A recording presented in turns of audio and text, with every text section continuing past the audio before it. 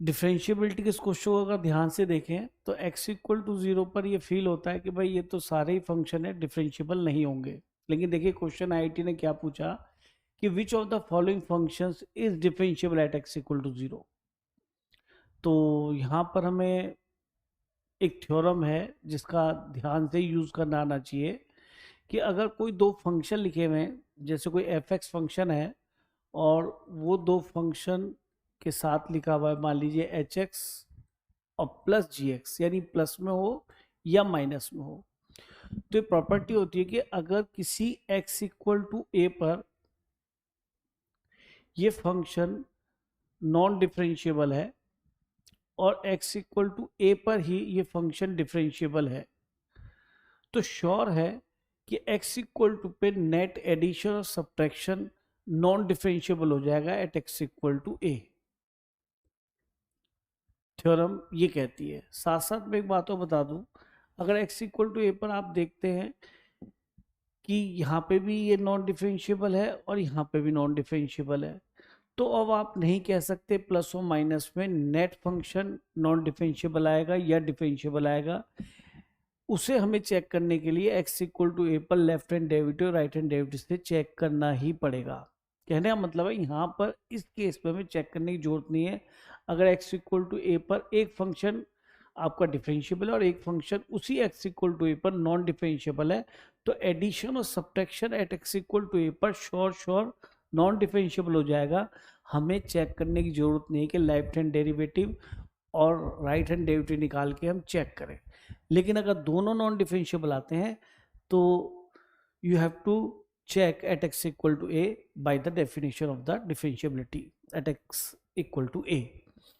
तो चलिए हम यहीं से स्टार्ट करते हैं। इसका ऑप्शन नंबर ये चेक करते हैं और आपको शायद ये थ्योरम अगर मैं सारे ऑप्शन चेक करूंगा तो आपको क्लियर भी हो जाएगी। देखिए ऑप्शन नंबर ए को चेक कर रहा हूँ, जैसे cos, ये मॉड x लिखा है। देखिए cos में मॉड का कोई मीनिंग नहीं होता, क्यों? क्योंकि cos ऑफ माइनस एक्स आपका cos x ही होता है, इसलिए मॉडुलस लगाने से भी कोई फर्क नहीं पड़ेगा।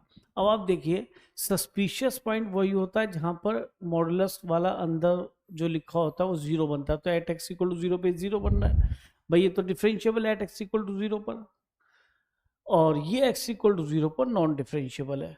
तो एक्स इक्वल टू अगर हम जीरो पे बात करें तो एडिशन लिखा है, तो श्योर है कि eight x equal to A पर नॉन डिफरेंशिएबल ही आएगा। ये हमने थ्योरम में सीखा और इसको डायरेक्टली अप्लाई कर दिया, कहीं पे भी हमने कुछ भी चेक नहीं करा। जब ऑप्शन बी पे पहुंचे तो हमने फिर देखा यहाँ पे कॉस ऑफ मॉड एक्स, तो इसको तो कॉस ऑफ एक्स ही लिख लेते हैं, माइनस एक्स का मॉड। अब हमने फिर एक्स इक्वल टू ए का मतलब यहाँ पे क्या है, जीरो, जीरो पे चेक करना, और सब तो पॉइंट पे डिफरेंशिएबल है ही फंक्शन भाई, मॉडुलस की वजह से तो एक्स इक्वल टू जीरो पर नॉन डिफरेंशिएबल है और सब जगह तो डिफरेंशिएबल है ही। अब हमने x इक्वल टू जीरो फिर चेक करा, तो यहाँ पे तो ये तो डिफरेंशिएबल है और ये फिर से नॉन डिफरेंशिएबल है, तो प्लस और माइनस दोनों वाले केस आ गए। मैंने कहा था प्लस हो या माइनस हो एडिशन सब्ट्रैक्शन में यही चलेगा, तो directly by the theorem we can say it is non differentiable at x equal to zero also. तो ये दोनों के दोनों नॉन डिफरेंशिएबल हो गए, तो यानी ये हमारे ऑप्शंस नहीं है। अब ऑप्शन नंबर सी को चेक कर रहे हैं, sine of mod x plus mod of x. अब यहाँ पे चेक करा तो इसकी तरफ से भी देखें तो at x equal to zero पर हमें दिक्कत है, और इसकी तरफ से देखें तो भी at x equal to zero पर नॉन डिफरेंशिएबल है। कि सर फिर तो हम इसे कैसे चेक करें, क्योंकि आपने कहा at x equal to zero, क्योंकि ये नॉन डिफरेंशिएबल है इसलिए नेट फंक्शन नॉन डिफरेंशिएबल हो गया और ये भी नॉन डिफरेंशिएबल हो गया। तो अब मैं इसके बारे में कुछ नहीं कह सकता कि एट इक्वल टू जीरो पे क्या आएगा, डिफरेंशिएबल भी आ सकता है नॉन डिफरेंशिएबल भी आ सकता है। तो अब हमें इसे डेफिनेशन चेक करना पड़ेगा। तो एक काम करते हैं, इस मॉडुलस को ब्रेक कर लेते हैं, at x greater than equal to zero, तो ये भी एक्स खुलेगा ये भी प्लस का खुलेगा, तो ये साइन एक्स प्लस एक्स आ गया। और जब हमने एक्स लेस देन जीरो के लिए बात की तो ये माइनस में आएगा, इसका माइनस बाहर आ जाएगा और ये भी माइनस में आएगा, तो minus of sine x plus x आया। अच्छा ये बात पक्की है, अगर साइन एक्स एक कंटिन्यूस फंक्शन है तो उसका मॉडुलस भी कंटिन्यूस होगा, एक्स कंटिन्यूस है तो मॉडुलस लगाने से कंटिन्यूटी डिस्टर्ब नहीं होती।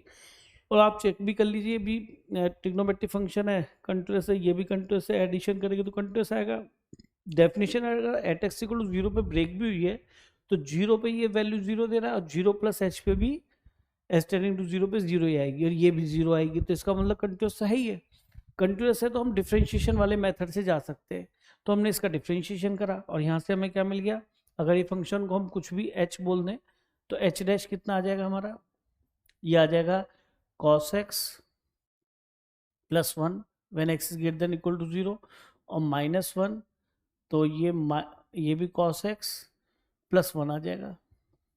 तो अगर मैंने x को f डैश 0 निकालने की कोशिश करी तो 0 प्लस निकालेंगे राइट हैंड डेरिवेटिव, तो 0 प्लस एच यहाँ रखेंगे, h को 0 डालेंगे, 0 प्लस एच समझना और h को 0 डालेंगे तो cos 0 बन जाएगा, तो ये 1 आ जाएगा। तो ये 1 प्लस 1 कितना बन जाएगा बेटा आपका 2 बन जाएगा। और h डैश 0 माइनस देखें तो यहाँ 0 माइनस एच डालेंगे x की जगह तो, और h को 0 डालेंगे तो cos 0 1 ही आ जाएगा। तो 1 प्लस 1 ये 2 और बाहर रखा हुआ माइनस साइन तो ये -2 हो जाएगा।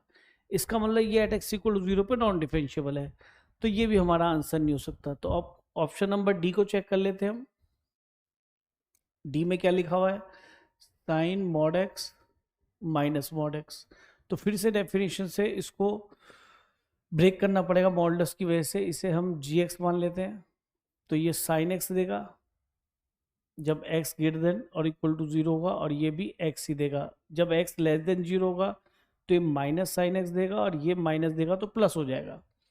अब क्योंकि मॉडुलस की वजह से वही कहानी कि कंटिन्यूस तो रहेगा, ये मॉडुलस लगाने से डिसकंटिन्यूस कभी नहीं होता। तो इसका डेरिवेटिव चेक कर लेते हैं जी डैश एक्स। तो ये कितना हो गया जी, कॉस एक्स माइनस 1 और माइनस ये भी कॉस एक्स आएगा plus 1 when x is greater than equal to 0 when x is less than 0।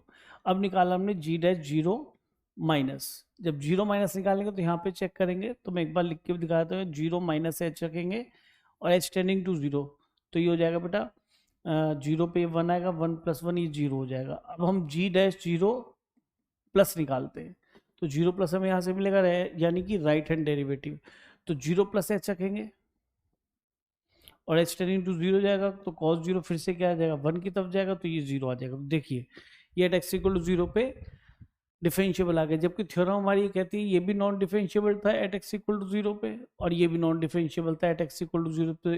तो एडिशन हो या सब्ट्रैक्शन हो तो वी कांट से कि ये डिफरेंशिएबल होगा या नहीं होगा, तो हमें डेफिनेशन चेक करना पड़ेगा। तो हमने डिफरेंशिएशन वाले मेथड से इसको चेक करा और ये हमने देखा कि एट एक्स इक्वल टू 0 पे क्या आ गया, ये डिफरेंशिएबल आ गया।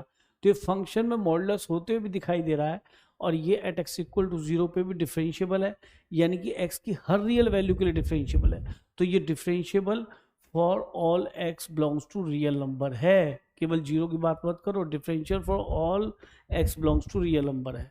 तो इस थ्योरम का अच्छा यूज था जो हमने इस वाले पार्ट में किया और इसमें किया। इसके बाद देखिए हमने इसके अंदर डेफिनेशन से देखा कि भाई नॉन डिफरेंशिएबल आ रहा है, तो हमने बाद में डेरिवेटिव से देखा हमने और इजीली पता कर लिया कि x इक्वल टू 0 पे ये नॉन डिफरेंशिएबल है और ये डिफरेंशिएबल आ गया। तो बहुत ही बढ़िया क्वेश्चन है इस थ्योरम को समझने के लिए।